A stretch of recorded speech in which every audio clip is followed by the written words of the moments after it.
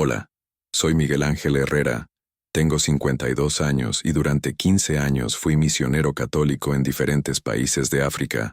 Hoy quiero compartir con ustedes una experiencia que cambió para siempre mi comprensión de la fe, del miedo y de lo que realmente significa estar en las manos de Dios. Todos me veían como el misionero valiente, el que nunca dudaba de su llamado, el que siempre tenía una sonrisa para los niños del orfanato y palabras de esperanza para las familias más necesitadas. Pero por dentro había noches en las que me despertaba empapado en sudor frío, con el corazón acelerado, escuchando sonidos que tal vez no existían. Hasta el día de hoy, 3 años después de regresar a España, todavía me sobresalto cuando escucho helicópteros volando bajo. Mi esposa dice que a veces hablo en sueños en dialectos africanos, reviviendo conversaciones que tuve hace años. Hay días en que el sonido de fuegos artificiales me transporta inmediatamente a ese atardecer de octubre en Mali, cuando pensé que moriríamos todos. Yo era el coordinador de la misión en la región norte del país, responsable de un orfanato con 47 niños, un pequeño hospital rural y 3 escuelas comunitarias. Llevé años para entender por qué desarrollé insomnio crónico, por qué cada vez que veía camionetas Toyota blancas en las calles de Madrid, mi estómago se revolvía, por qué no podía quedarme solo en espacios completamente silenciosos, sin sentir una ansiedad inexplicable. Durante mucho tiempo pensé que estos síntomas eran una falta de fe de mi parte. Si realmente confío en Dios, ¿por qué siento tanto miedo? Me preguntaba constantemente. Creía que un verdadero misionero no debería tener pesadillas, no debería despertar gritando, no debería tener ataques de pánico cuando escuchaba ciertos sonidos. He decidido contar esta historia ahora porque creo que muchas personas que han vivido situaciones traumáticas, sean misioneros, cooperantes, militares o simplemente personas que han enfrentado violencia, merecen saber que no están solos en sus luchas internas y que tener miedo no significa tener poca fe. También quiero hablar porque durante años guardé silencio sobre los detalles más difíciles, pensando que protegía a mi familia y a la organización misionera. Pero el silencio no protege a nadie, solo perpetúa el aislamiento de quienes más necesitan ser escuchados. Déjame explicarte cómo una misión que comenzó con tanta esperanza se convirtió en una prueba que casi quebró mi fe para siempre.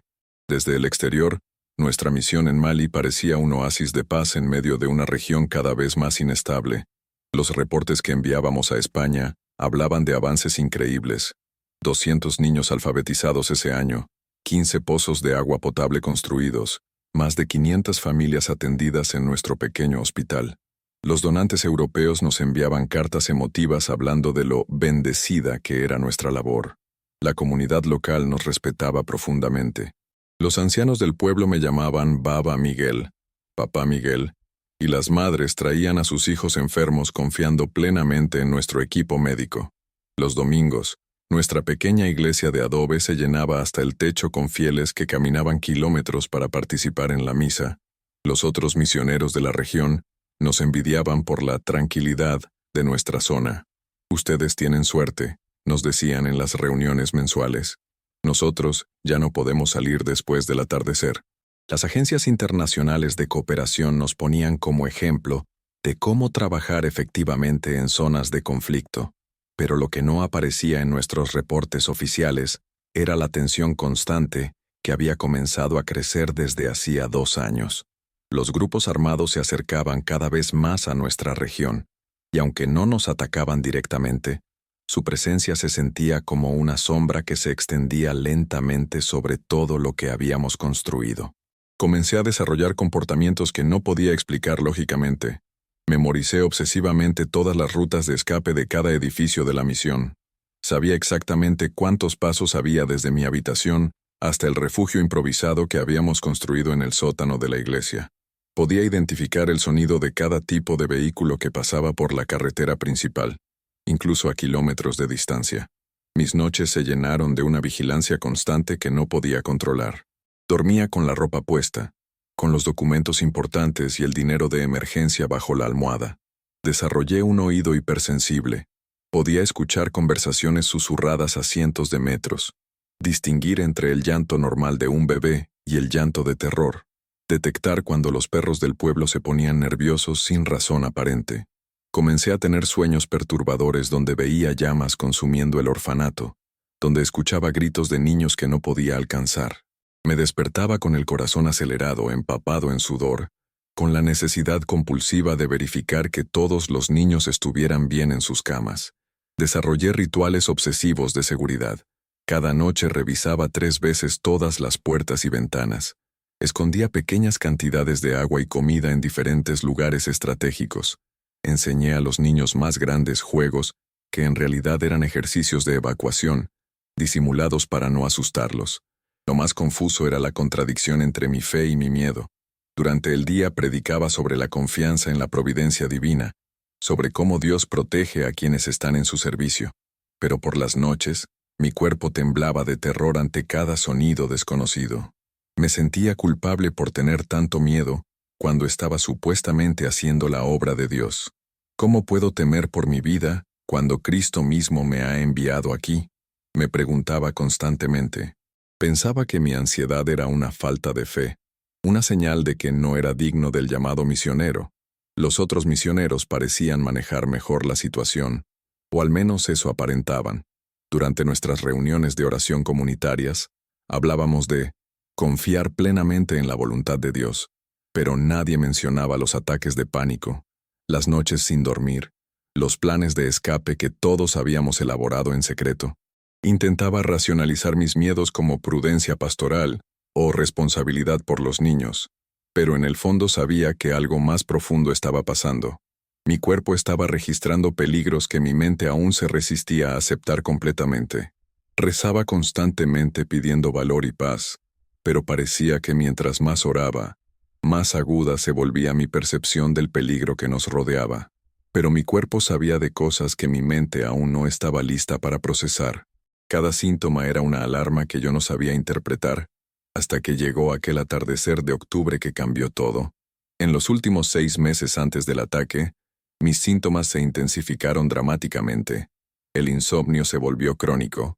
Pasaba noches enteras sentado en mi cama, completamente vestido, escuchando cada sonido del viento en las acacias, cada ladrido lejano de los perros salvajes, cada motor que se acercaba por la carretera polvorienta.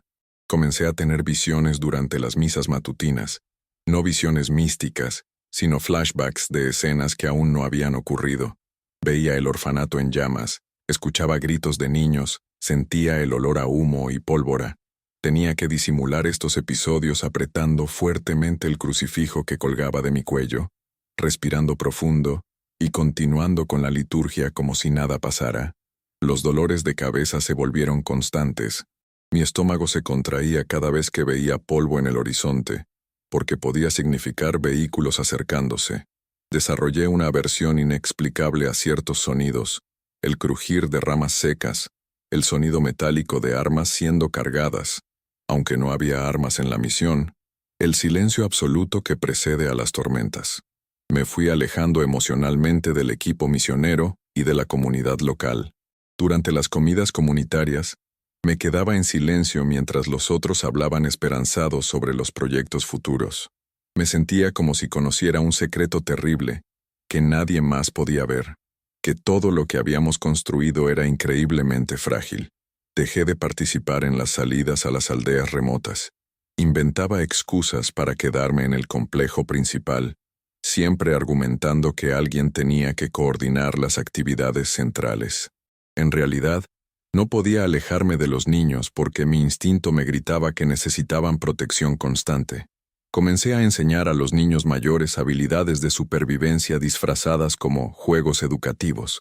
Les enseñé a reconocer sonidos peligrosos, a moverse silenciosamente, a esconderse eficazmente. Es por si algún día jugamos a las escondidas, les decía, pero mi corazón sabía que los estaba preparando para algo mucho más serio.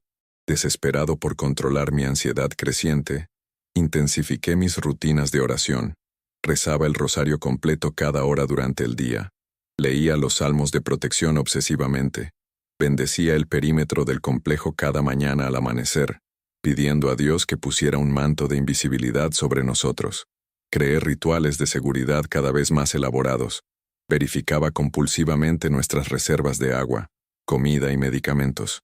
Memoricé los números de teléfono satelital de todas las organizaciones de emergencia. Practiqué mentalmente escenarios de evacuación hasta que podía ejecutarlos con los ojos cerrados. Me convencí de que si oraba lo suficiente, si confiaba lo suficiente en Dios, nada malo nos pasaría. La fe mueve montañas. Me repetía constantemente, si mi fe es verdadera, Dios nos protegerá. Pero mi cuerpo seguía temblando cada atardecer cuando caía el sol. Gente, si ustedes han trabajado en zonas de conflicto o han sentido esa ansiedad inexplicable ante el peligro, quédense hasta el final, porque lo que viene puede ayudarlos a entender sus propias reacciones. Pero fue ese martes 15 de octubre, cuando mi cuerpo finalmente tuvo razón, y toda esa preparación inconsciente salvó nuestras vidas. Era un atardecer aparentemente normal. Los niños jugaban fútbol en el patio principal, mientras yo revisaba los informes médicos del día. De repente, mi cuerpo se puso rígido sin razón aparente. Mi corazón comenzó a latir violentamente, mis manos empezaron a temblar, y sentí una opresión en el pecho que me quitaba el aire. No había ningún sonido amenazante, ningún signo visible de peligro, pero cada célula de mi cuerpo me gritaba, ¡peligro, ahora!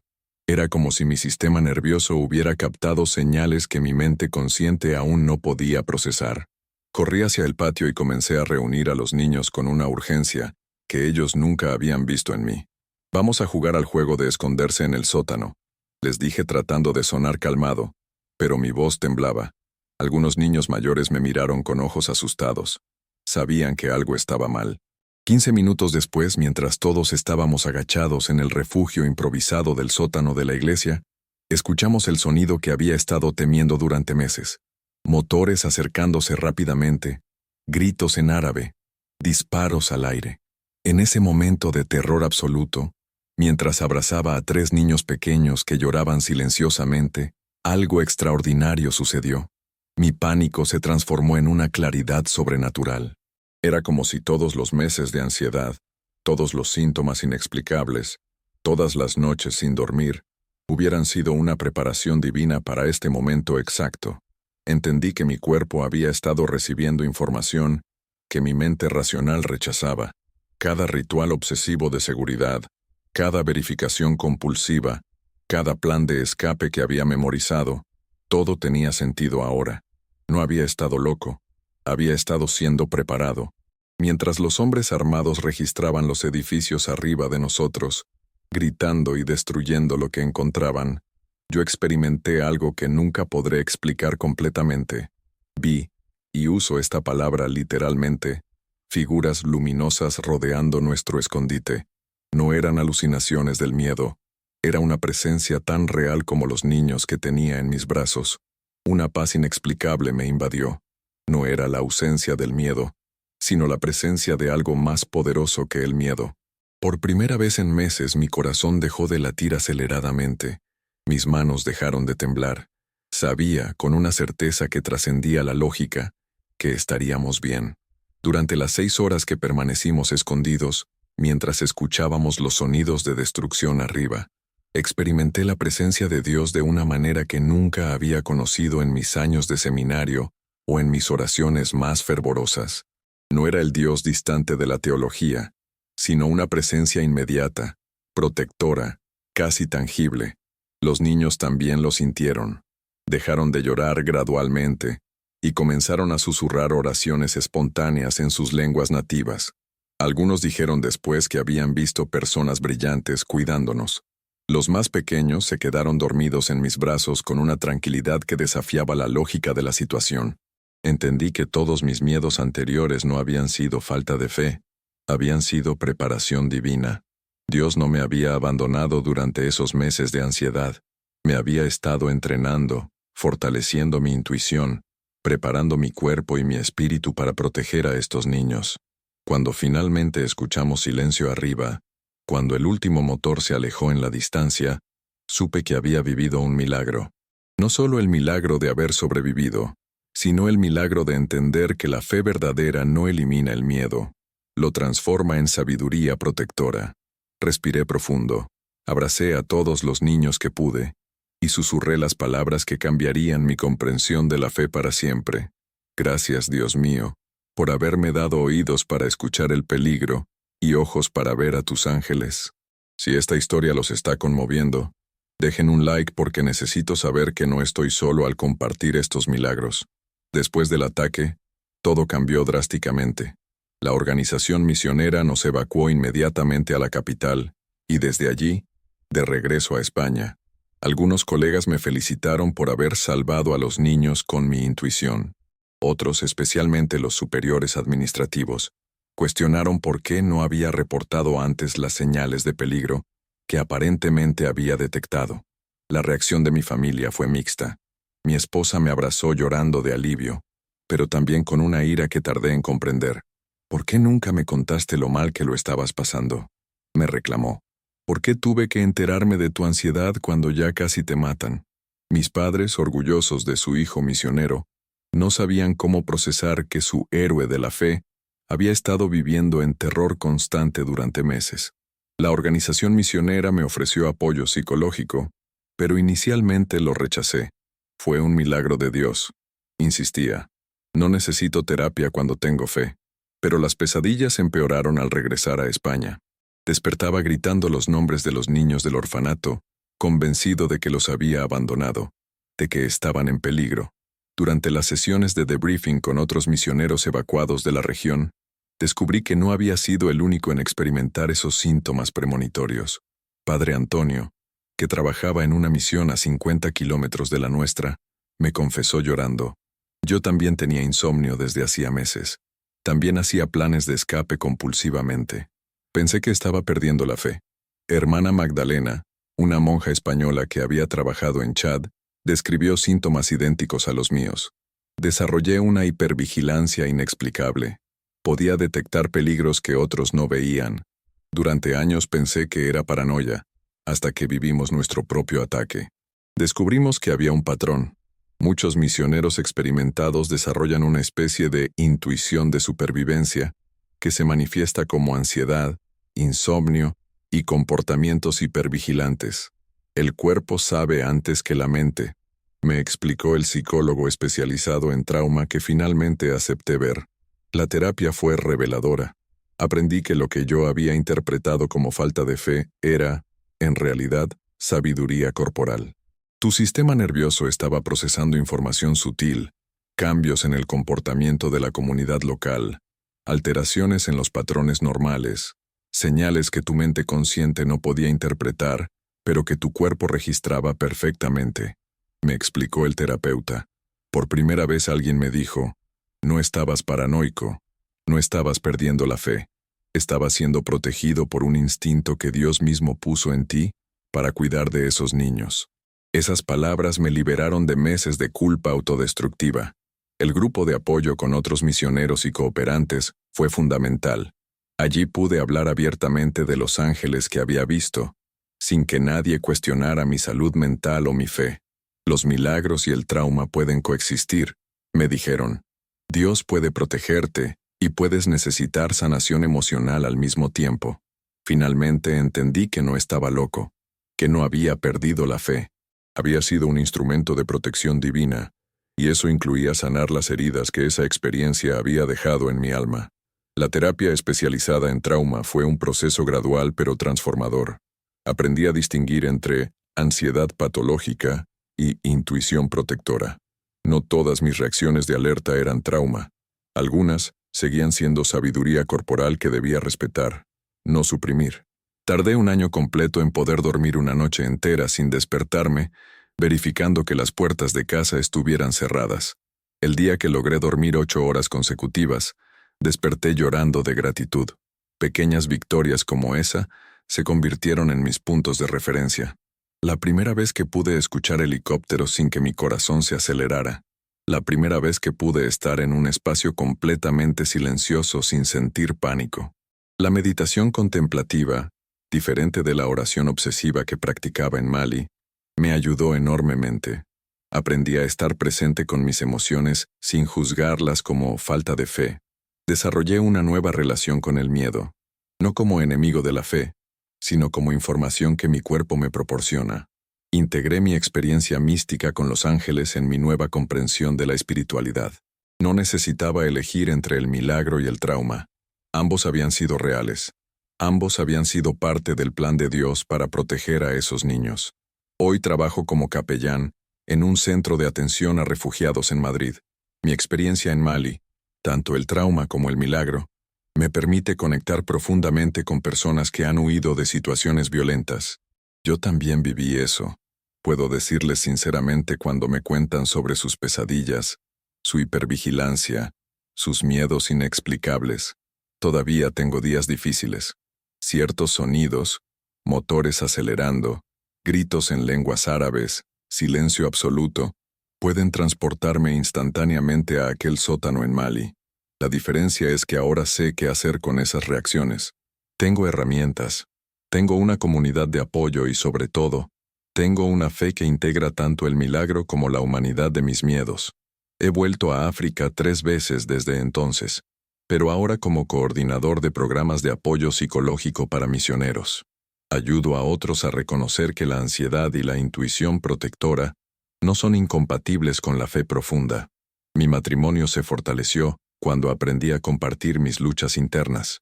Mi esposa ahora es mi compañera en este ministerio de sanación, ayudando a las familias de misioneros a entender que servir a Dios no significa negar nuestra humanidad. Si trabajas en zonas de riesgo, si has vivido situaciones traumáticas, si sientes que tu fe y tu miedo están en conflicto, quiero que sepas algo. No estás loco, no eres débil espiritualmente, y definitivamente no estás solo. Tu cuerpo puede estar recibiendo información que tu mente aún no procesa completamente.